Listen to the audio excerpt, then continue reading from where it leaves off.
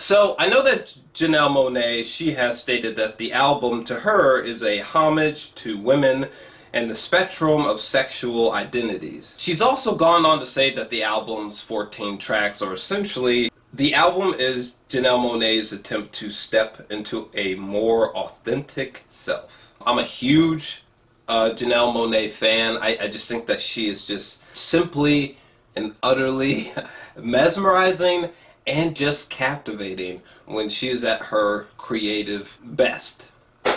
And I think that this is a good album, but my biggest issue, because I've sifted through this album, is 14 tracks again and again and again and again and again, and the conclusion that I've come to, her two previous albums, the Arc-Android from 2010 and Electric Lady, which is really good, from 2013, I just feel like her prior two albums are just way better than Dirty Computer. Like, they're like 5-10 times better. It's a fascinating story. I really would go back and listen to her past two albums because they're trippy, they're arguably cinematic, and they're like Sonic sci-fi movies with Janelle Monáe as like a robotic main character. It's really fascinating stuff. Like, again, this album is good. It's good.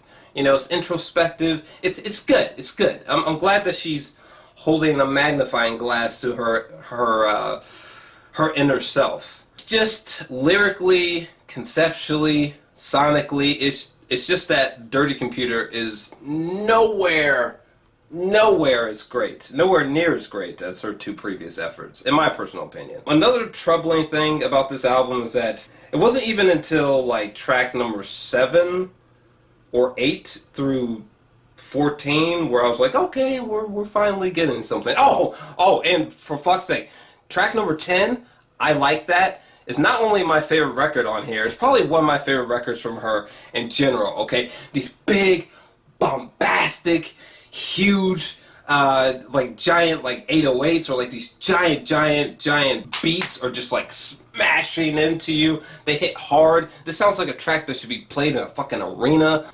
And like, I love when the guitar comes in. I love the way she talks about like her past. Whoo! This track just has me shook. But anyway, yeah. I mean, personally, for this album, I'm kind of feeling the